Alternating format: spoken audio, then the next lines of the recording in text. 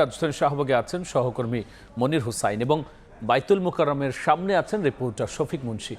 আমরা সরাসরি যুক্ত হচ্ছি তাদের সঙ্গে, তবে প্রথমেই যাচ্ছি মনিরের কাছে। সবশেষ পরিস্থিতি যদি জানাতে চাই, এই মাত্র শেষ হয়েছে শরীফ ওসমান হাদির জন্য যে বিশেষ দোয়া, সেই দোয়া এই মুহূর্তে শেষ হয়েছে।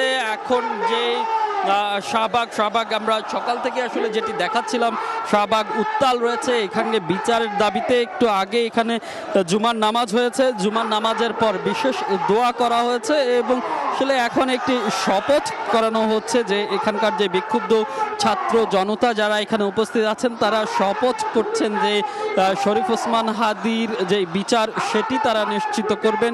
সেটি নিশ্চিত হওয়ার আগ পর্যন্ত তারা শাহবাগ ছাড়বেন না।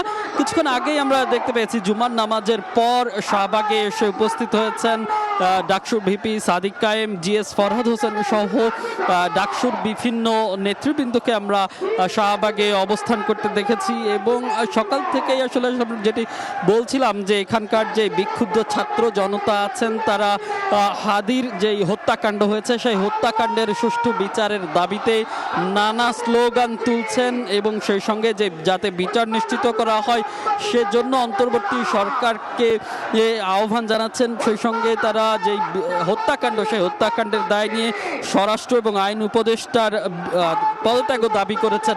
জানি না কি যে ঠিক এক সপ্তাহ আগে গত শুক্রবার জুমার নামাজের পর গুলিবিদ্ধ হয় ওসমান হাদি। তারপরেই তিনি চিকিৎসাধীন ছিলেন এবং প্রথমে তাকে ঢাকা মেডিকেল কলেজ হাসপাতালে নেওয়া হয়, তারপরে অস্ত্রোপচার শেষে তাকে নেওয়া হয় এভার কেয়ার হাসপাতালে। সেখানে অবস্থার অবনতি হলে উন্নত চিকিৎসার জন্য তাকে নেওয়া হয় সিঙ্গাপুর জেনারেল হাসপাতালে। সেখানে চিকিৎসাধীন অবস্থায় গতকাল রাত 9:45 তার মৃত্যুর সংবাদ জানান চিকিৎসকরা। তারপর থেকেই মূলত এই যে ক্ষোভ প্রকাশ শুরু হয়েছে, সেই ক্ষোভ প্রকাশে সামিল হয়েছেন সাধারণ ছাত্র জনতা থেকে শুরু করে বিভিন্ন রাজনৈতিক দল এবং বিভিন্ন মহল, অর্থাৎ সাধারণ মানুষ থেকে শুরু করে সব মহলই এই বিক্ষোভে সামিল হয়েছেন এবং বিভিন্ন কর্মসূচির মাধ্যমে সেটি আসলে জানান দিচ্ছেন। এবং আমরা এখনো দেখতে পাচ্ছি সেই গতকাল রাত থেকে যে উত্তাল পরিস্থিতি ছিল শাহবাগে, এখনো সেই উত্তাল পরিস্থিতি রয়েছে। আপনি অবশ্যই স্ক্রিনে দেখতেই পাচ্ছেন যে হাততালি দিয়ে স্লোগান দিয়ে তারা আসলে যে বিচার দাবি সেই বিচার দাবি করছেন। তারা আসলে যেটি বলছেন যে শরীফ ওসমান হাদির যে হত্যাকাণ্ড হয়েছে সেটি সুপরিকল্পিত হত্যাকাণ্ড হয়েছে। সেই হত্যাকাণ্ডে জড়িত যারা রয়েছে তারা ভারতে পালিয়ে গেছে এবং যে ভারতে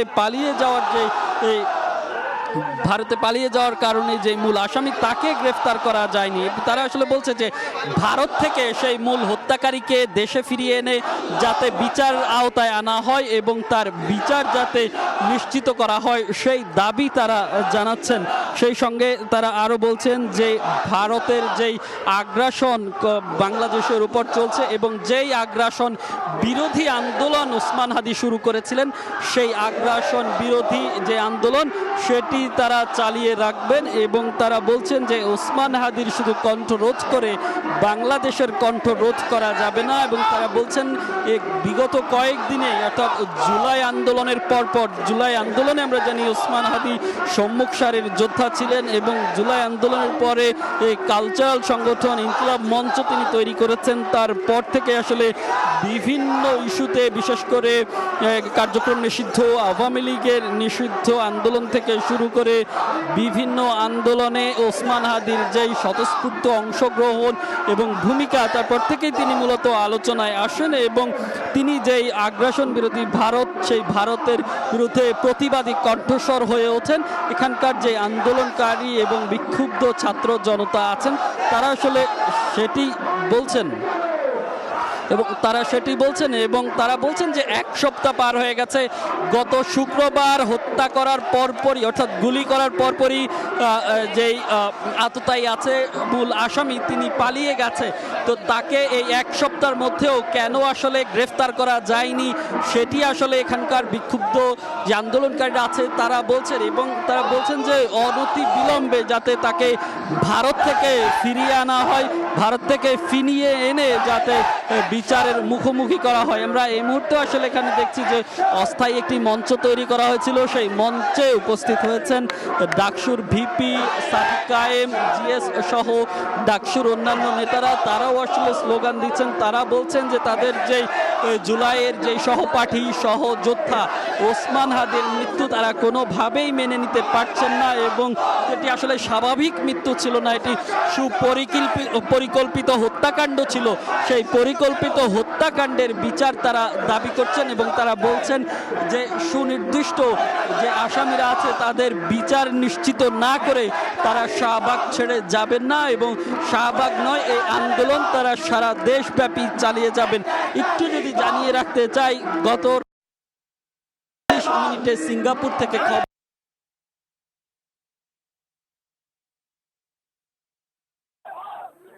খবর সেটি আসলে সিঙ্গাপুর জেনারেল হাসপাতাল আসে, তারপর থেকেই মূলত দেশ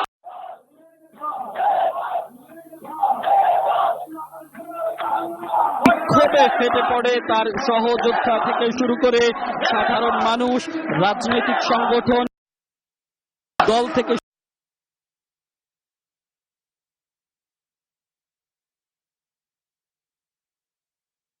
মোহাম্মদ ইউনূস, পররাষ্ট্র, স্বরাষ্ট্র, আইন উপদেষ্টা সহ বিভিন্ন যে উপদেষ্টারা আছেন তারাও শোক জানিয়েছেন এবং সেই সঙ্গে আগামীকাল শনিবার ঘোষণা করা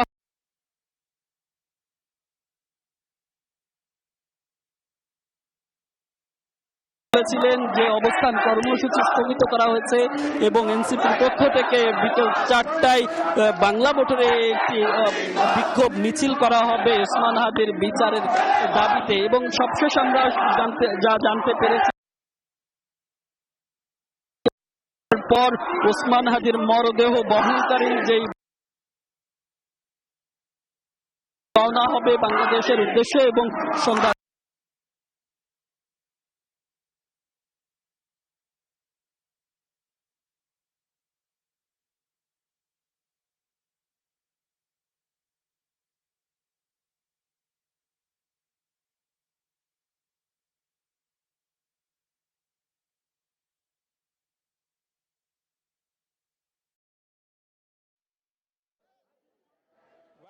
সমাবেশ শেষ হয়ে গেছে।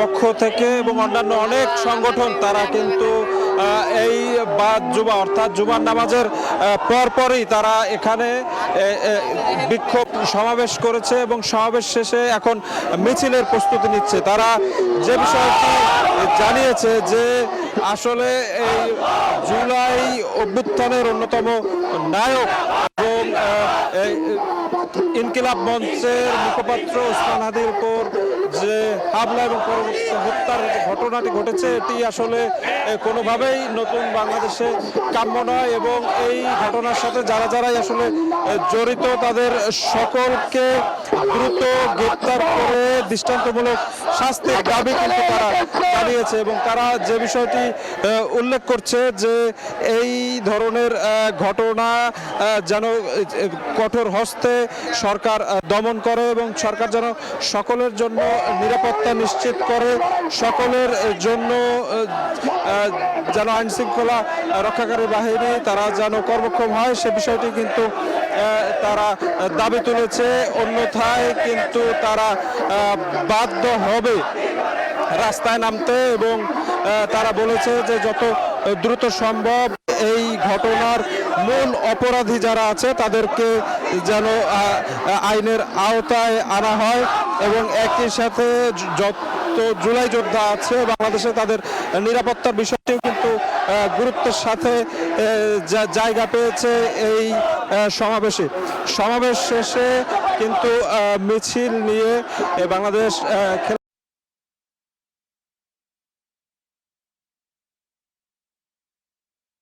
অন্যান্য যে সংগঠন আছে সে সংগঠনের নেতা কর্মীরা তারা বায়তুল মুকাররমের উত্তর গেটের সামনে তারা কিন্তু জড়ো হয়েছে এবং তারা এখান থেকে মিছিল নিয়ে নগরের বিভিন্ন স্থান প্রদক্ষিণ করবেন এবং আমরা যে বিষয়টি জানতে পেরেছি যে তারা কিন্তু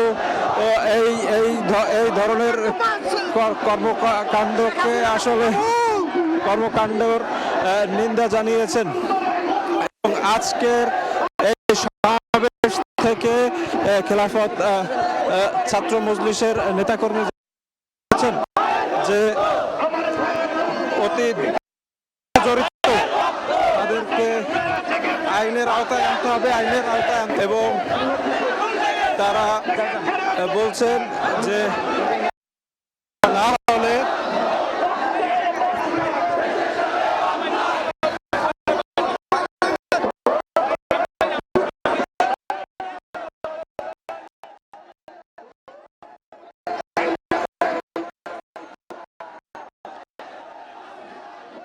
এই বাইতুল মোকাররম উত্তর গেট প্রাঙ্গণে কিন্তু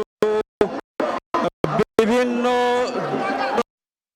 সেখানে উপস্থিত হয়েছে এবং তারা এখন এমনটাই কিন্তু জানিয়েছেন আমাদেরকে।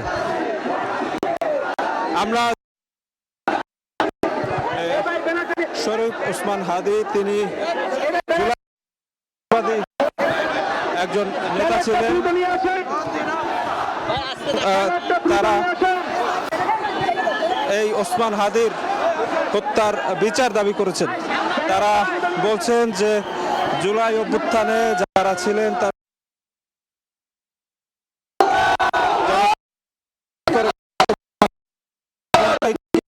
তাদের পক্ষ থেকে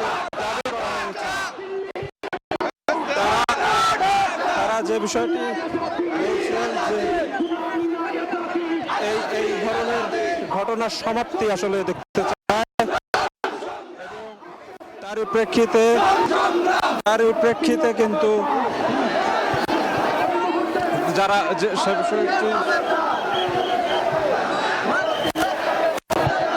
আমরা যে বিষয়টি দেখছি যে বাইতুল মোকাররম উত্তর গেট থেকে কিন্তু বিশাল মিছিল এই মুহূর্তে শুরু হয়েছে এবং আজকের মতো এমন বিষণ্ণ একটি অন্ধকার দুপুর রাজধানীবাসী শেষ কবে পরিলক্ষিত করেছে আমাদের জানা নেই, কারণ আপনারা জানেন যে ইনকিলাব মঞ্চের মুখপাত্র জুলাই অভ্যুত্থানের অবিসংবাদিত নায়ক শরীফ ওসমান মোহাম্মদ হাদি তিনি চিকিৎসারত অবস্থায় গতকাল মৃত্যুর মুখে ঢলে পড়েন। এর আগে কিন্তু ঠিক এক সপ্তাহ আগে এই এরকমই জুমার নামাজের পরে তার উপর প্রাণঘাতী হামলার ঘটনা ঘটে এবং আমরা যে বিষয়টি যে দেখেছি যে আজকের এই বিক্ষোভ সমাবেশে নানা বয়সী মানুষ কিন্তু তারা যুক্ত হয়েছিল এবং এরপর বিক্ষোভ সমাবেশের পর এখন কিন্তু মিছিল নিয়ে নগরের বিভিন্ন এলাকা আসলে প্রদক্ষিণ করা হবে এবং এজন্য হাজারো মানুষ তারা কিন্তু হাজারো মানুষ কিন্তু তারা যুক্ত হয়েছে এই মিছিলে। তো আমরা আসলে যে বিষয়টি দেখছিলাম যে অতি দ্রুত আসলে এই ওসমান হাদির উপর মূল হামলাকারী যারা আছে তাদেরকে গ্রেপ্তারের দাবি জানিয়েছে আজকের এই মিছিল থেকে মিছিল পূর্ব সমাবেশে আলোচকেরা এবং একই সাথে আমরা জানি যে আগামী কাল সারাদিন কিন্তু রাষ্ট্রীয় শোকের ঘোষণা দেওয়া হয়েছে প্রধান উপদেষ্টার পক্ষ থেকে। তো এই ছিল আমার কাছে বাইতুল মোকাররম প্রাঙ্গণ থেকে আজ যে বিক্ষোভ সমাবেশ এবং মিছিল সে ব্যাপারে সর্বশেষ। হাদির মৃত্যুর প্রতিবাদে বিক্ষোভ মিছিলের সবশেষ নিয়ে আমরা সরাসরি ছিলাম বাইতুল মোকাররম এবং এর আগে ছিলাম শাহবাগে।